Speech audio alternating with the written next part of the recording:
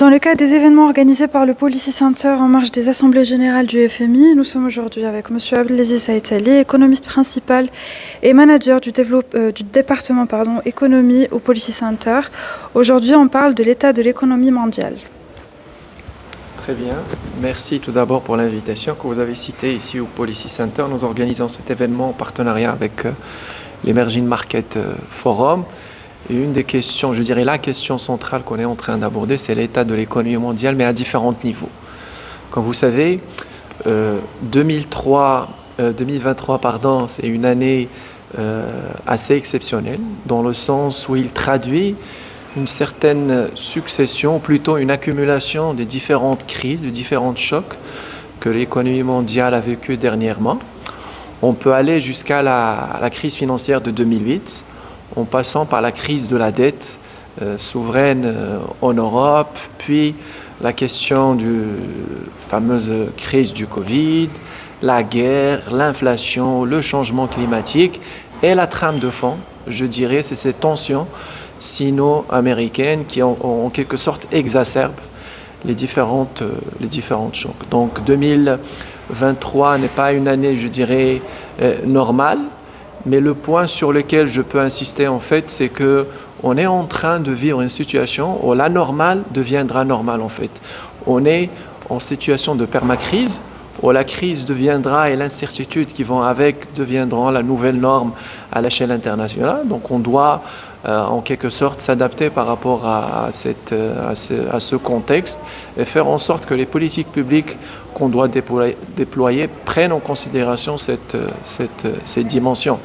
Et donc, effectivement, sur ces dernières années, ce que l'économie mondiale est en train de vivre a pris la forme d'un certain nombre de complexités dont on pourrait citer la question de la fragmentation, ou la déglobalisation, ou la slowbalisation, ça dépend comment on l'aperçoit. Mais c'est un phénomène qui revient souvent, qui est en train de s'installer et qui risque de changer pas mal de choses à l'échelle internationale et de changer en quelque sorte le paradigme prévalent à l'échelle internationale, mais également locale, et qui suscite, comme j'avais dit, une adaptation de notre grille de lecture et des différentes politiques qu'on doit déployer pour prendre en considération ces changements. Et donc, l'économique, c'est ça, mais il y a aussi les questions géopolitiques qui ont en quelque sorte exacerbé ces questions. Parce que là, il y a une guerre dont on parle souvent, on cite ses effets économiques, mais il y a derrière des tensions encore plus profondes qui ont des racines géopolitiques. Il y a une tension aussi entre les États-Unis et la Chine, et donc sur la question du Taïwan, et il y a des perturbations à l'échelle politique ici en Afrique qui risquent aussi d'exacerber ces tensions, surtout là où les pays africains, ils ont un rôle assez systémique dans la production d'un certain nombre de matières premières. Donc vous voyez, le scénario, il est assez, je dirais, pessimiste. Le contexte est très perturbé à l'échelle internationale.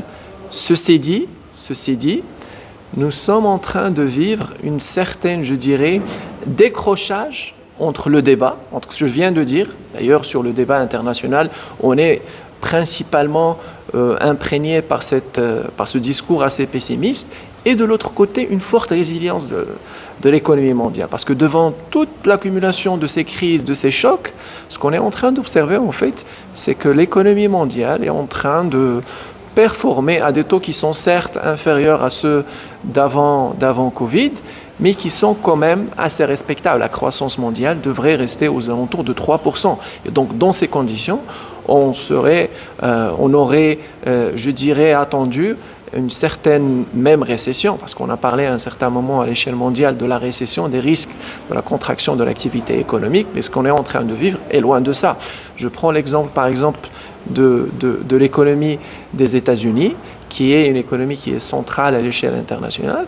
Donc avec les différentes tensions inflationnistes, le premier levier qui a été déployé était celui de la politique monétaire, en quelque sorte, pour un peu restaurer les équilibres et faire en sorte que les conditions monétaires et financières soient plus restreintes pour un peu abaisser ces tensions. Et donc l'implication directe d'une telle décision serait de voir l'activité économique un peu se normaliser, revenir à des niveaux plus basses. Mais ce n'est pas ce qu'on a en fait observé. Tout le monde parlait à un certain moment d'un ajustement de l'économie américaine, d'une augmentation du taux de chômage, mais on n'a pas observé cette tendance. De l'autre côté aussi, il y a l'économie en quelque sorte chinoise qui est en train certes de s'ajuster, qui s'ajuste, et c'est un ajustement qui est assez structurel, parce que là l'économie chinoise elle est passée d'un modèle qui est orienté à l'export vers un modèle qui est plus centré sur la demande interne, avec un certain nombre de crises que je dirais l'économie chinoise n'a pas bien négocié. Donc là, on est sur un trend baissier. Donc il y a quelque sorte ce paysage qui est assez complexe en même temps, des conditions économiques et financières assez difficiles, mais de l'autre, une certaine résilience de l'économie mondiale, résilience aussi de l'économie européenne à un certain moment où tout le monde avait commencé à prédire qu'il allait entrer dans une crise même systémique, mais ce constat en fait on l'a pas vécu. Et donc là, devant ce paysage, les différents décideurs à l'échelle internationale, ils ont pris un certain nombre de décisions. J'ai cité par exemple l'initiative de la Fed, et donc cette décision d'aller vers des politiques monétaires assez restrictives. Il y a aussi le déploiement de politiques industrielles qui sont assez agressives à l'échelle internationale et qui ont pour objectif rapidement confirmer en quelque sorte la souveraineté des pays, ou faire en sorte que les différentes relations économiques et financières ne soient pas déployées dans un sens où ça peut être je dirais un point qui peut aller dans le contresens de leurs intérêts économiques. D'où la question du découplage, de la fragmentation, où chaque pays essaye en fait, en quelque sorte, de créer son propre écosystème, d'entretenir des relations économiques avec les pays où ils pensent qu'ils sont des alliés, comme les États-Unis avec l'Europe ou les États-Unis avec un certain nombre de pays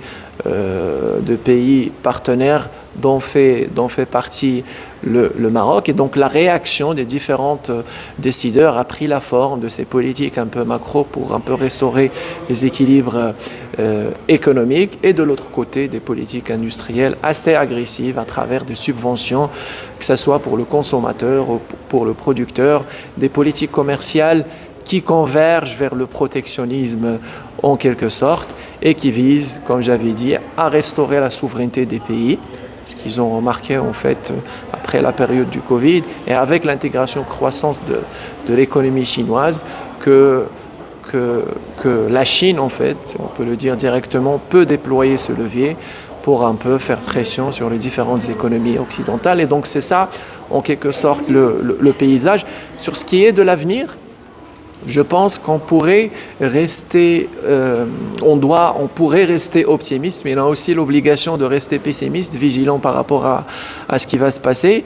Mais la tendance internationale, c'est qu'il y a une certaine restructuration des différents principes qui règlent l'économie mondiale. Et donc, dans ce cas-là, je pense qu'on se dirige vers des économies ou des relations économiques financières qui vont être fondées, je dirais, sur 3 principes. D'abord, la sécurité économique, et donc là on parle de de-risking. Deuxième élément, c'est l'inclusivité, parce que là tout le monde a commencé à remettre en cause les principes de la globalisation, parce qu'elle n'a pas servi de la même manière les différentes économies. Il y a des pays qui en ont profité et d'autres qui ne l'ont pas. Et la question de la durabilité ou la soutenabilité ou la question du changement climatique devrait rester centrale. Et donc l'économie internationale, ces principes devraient on peut régir, je dirais, les différentes relations économiques et financières à l'échelle internationale. Et merci.